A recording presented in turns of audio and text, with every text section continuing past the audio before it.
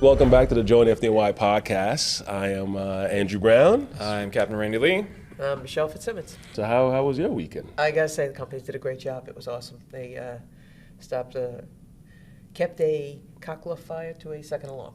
That's good. Awesome. Yeah, it was good. Sound like the members done good. What about you, Rand? What's going on with you? I stayed away from job stuff. I got to do some music stuff. So. Music? Oh, okay. What kind of music stuff you doing? I'm a musician on the outside. What do you play? Oh. I play bass. Ooh. Stand-up bass? Bass. I can play both. Okay. Both, yeah. But no, this one, electric bass. We spoke to, for Black History Month, we spoke with Dr. Kwame Cooper. Really? How'd that go? It was a very interesting conversation. I love how he used FDNY and said, this was his destiny.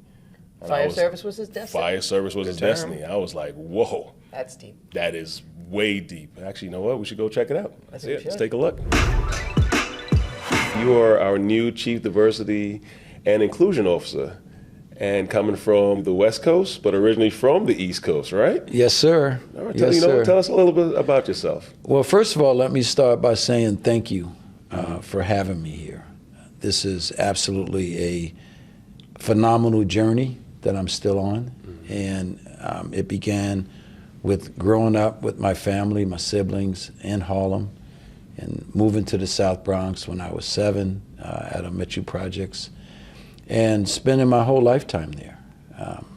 And it created the foundation for who I am today.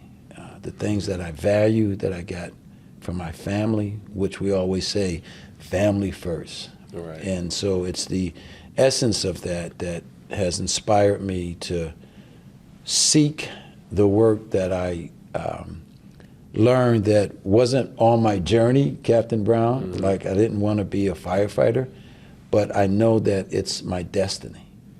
Right. I know that. And a lot of us- and it has been that. A lot of us in the fire service feel the exact same way.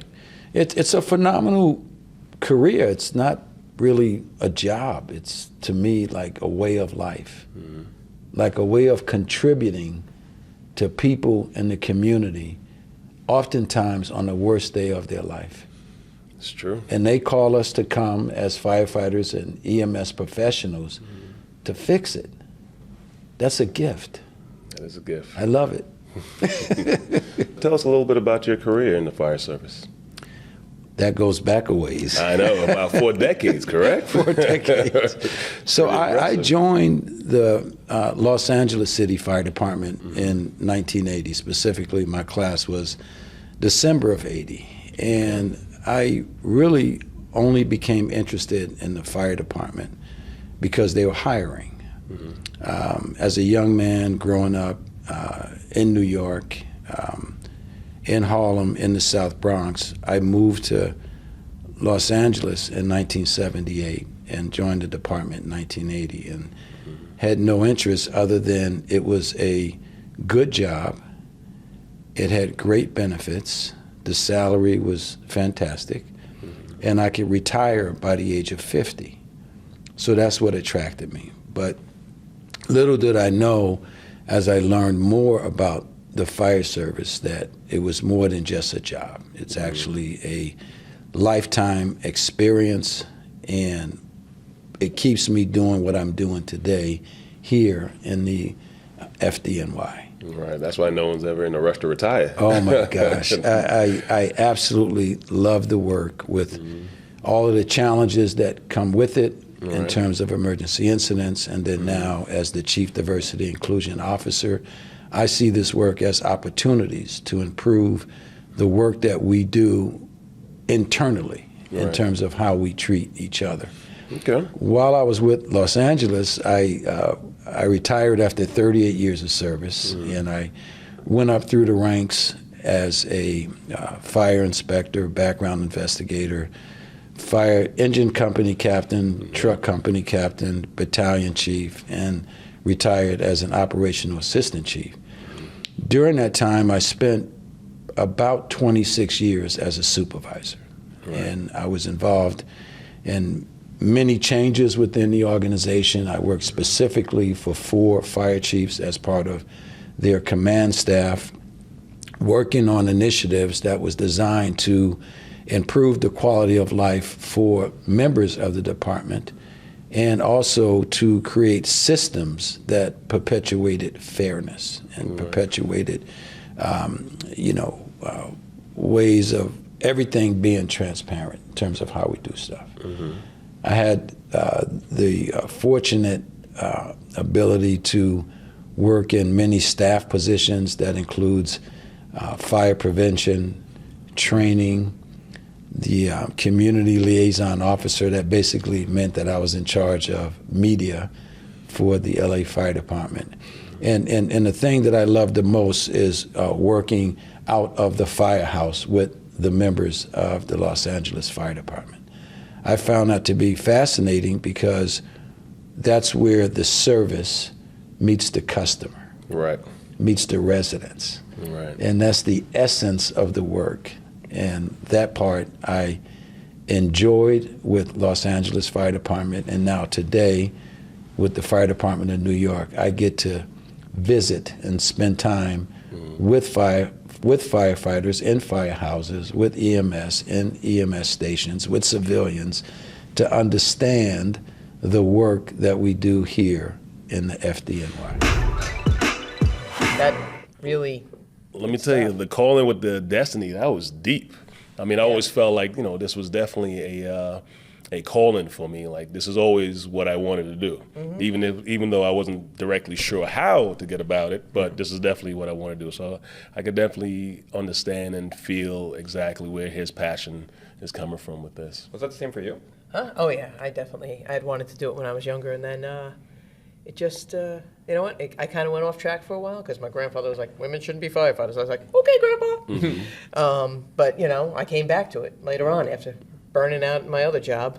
I luckily got back, got in here just in time. Let me tell you, I was this a month and a week away, like a month and a half away from being too old to take the test. You really hold my seat. Wait, one more. Stepped across that finish line, barely got in there. That's when you say it's like fate. It was meant to be that way. Yeah. And that was it. Yeah. It felt like it was fate. Right. Right? It did. And I can't imagine doing anything else again. Yeah, this is actually the only job I've ever actually kept, so I'm glad it's working out for me. But I've always wanted to go into the fire service. This was always there. That was the denominator. The top part was always changing, but this is Fire in always your belly? just figuring out how to get about it.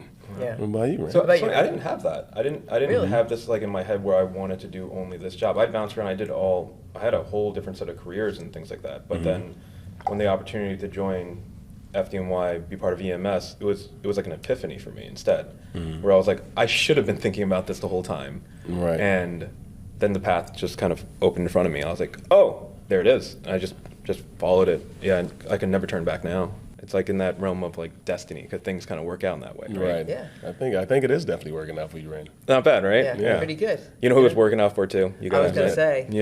Yep. New chief EMS, Mike Yeah. Fields. You got to imagine for him it must have been like a destiny type deal also, from EMT all the way through the ranks to the chief of Definitely EMS. a calling for him. And I can see that. it's really funny. So I found out that, I'm actually there for this, he was field promoted on New Year's Eve at Times Square. That's right. What? That's Yeah. right. Yeah. Yeah. Yep. At Times Square. That's when it At happened. Times Square, they just kind of dropped it on him? Yeah. And he was all prepared. I mean, I turned around and I see like certain amount of stars rather, and then he's taking them off. I'm like, that's different. Yeah. And then, he just got field promoted right there. Right Super there. cool. That's pretty cool. Yeah. And we had a great conversation with him, and we got to hear a little bit of his story and that of his XO, Captain Rock. So we're going to take a look at that right now.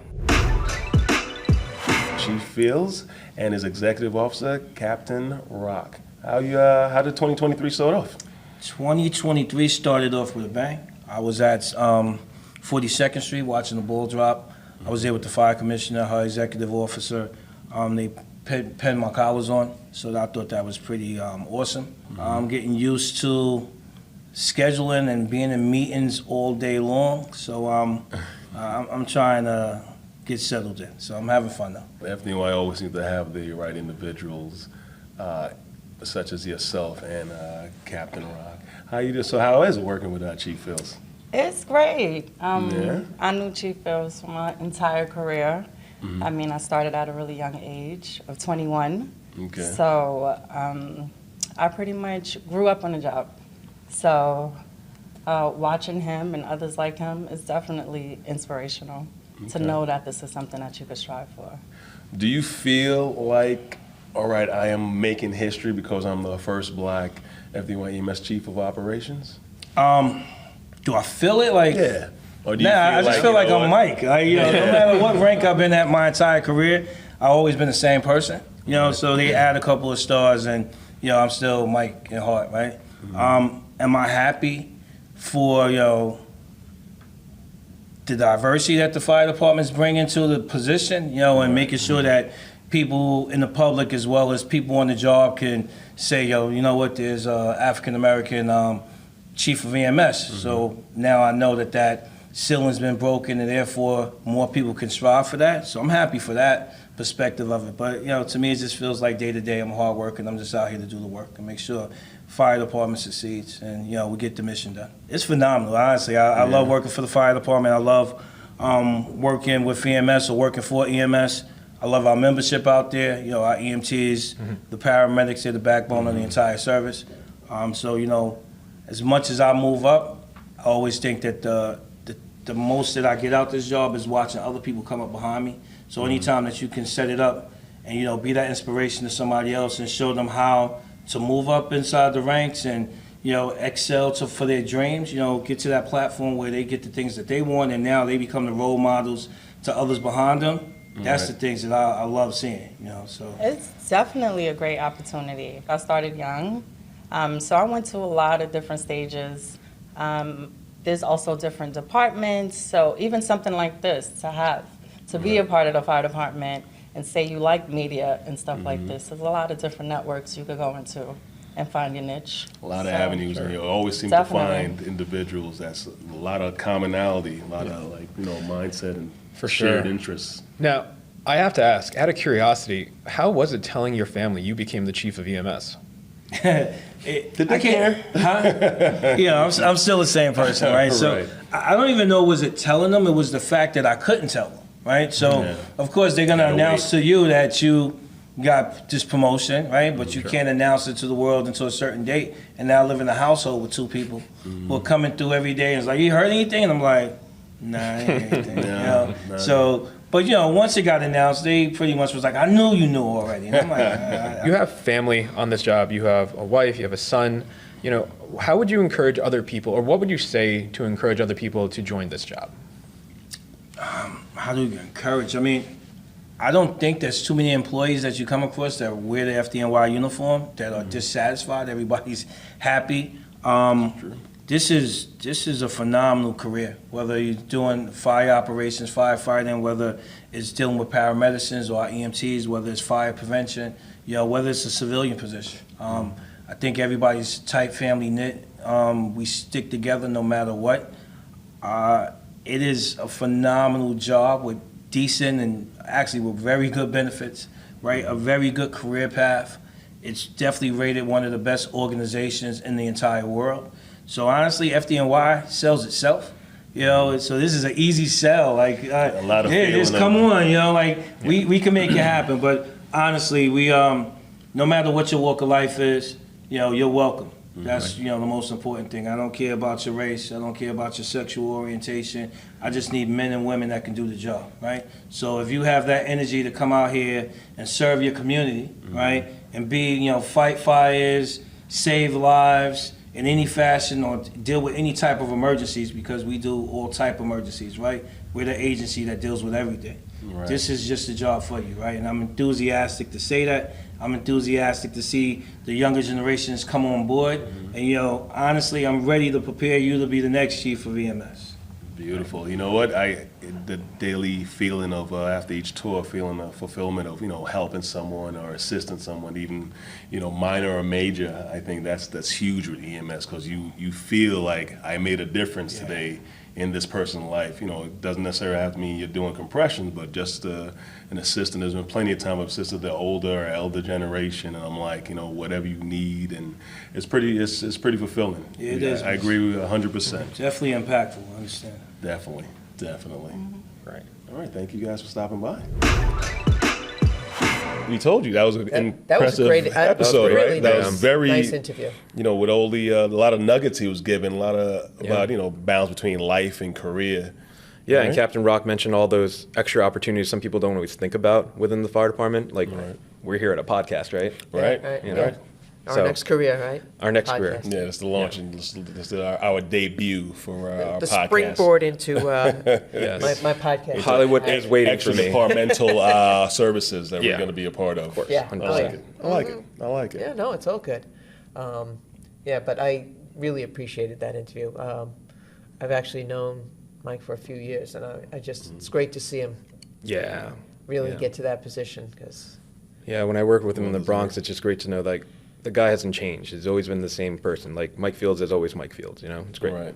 Yeah. It's very nice to see. yeah, It's very cool when we have individuals that are generally the good people of the FDNY, and then they're moving up in the rank. Like, you know what? I could applaud this. It's Yeah. really I applaud I this. was when I found out I was like, that's great. Right. That's like a great guy to get that job. But I also wanted to bring up, like, just in case our viewers missed it, we had an interview that we did with Commissioner Laura Kavanagh. Yeah, Right. the first woman fire commissioner of New York City. Right? Very impressive. Very Yeah. Cool impressive. stuff. She really was talking about, like, the department and what it means Mm-hmm. to her, and the importance of, for me it was the importance of having our first female fire Right. commissioner.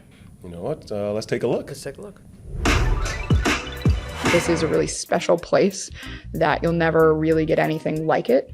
And that's not just a talking point. It's not just something we say. It is in every way, shape, and form a family and a real community. There's a real commitment by us to the community and a real commitment to one another and the community of the FDNY. I want to make it common at some point for people to see other people in this seat, people that don't look like a lot of the commissioners. So, I'm definitely going to work on building a bench of leaders who can come after me. But I'd also say my vision for the department more broadly is just always to make a great place even better. We are the best, and I think we deserve the best. And I'm very competitive, as we've mentioned. And so whether that's, technology or equipment or safety or anything else, it's always about making sure we're either getting the best that's out there or even we're demanding what needs to be produced, because where we go, so does the fire service. And how does it feel being that first woman to be the commissioner? Yeah, I still feel like me. So it's a hard question to answer, to feel something is so important and be so proud of it. And yet, I just feel like a regular person still. So I don't know if I know how to answer that, but I definitely say if it matters to someone else, that makes me feel good. And so if it inspires someone else, if they see more possibility in their future because they look at me, I don't know how I got that lucky, but I'm happy I could be the one to do it. That was a great interview. Like, I was really happy to be able to do that. Get to sit down with the commissioner and.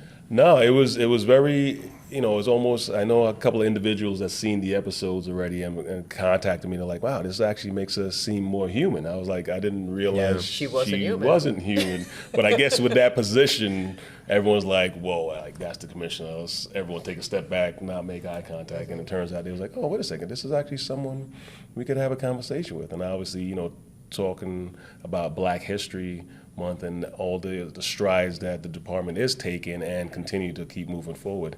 It was very cool. It was very cool to see that like-mindedness. Yeah, it's always interesting, right? Like, these are perspectives that you don't always get. Like, you don't get to speak with the commissioner directly. You don't get to speak to the chief of EMS directly. So, for us to have that opportunity and then be able to give it to all of you, that's great. It's fun for us, right? So. That's Absolutely, now exciting. There's more to come, right? Oh yeah, there's going to be more, to come, right? Yeah. And we'll see everyone soon. Yep. See you next time. See you next time.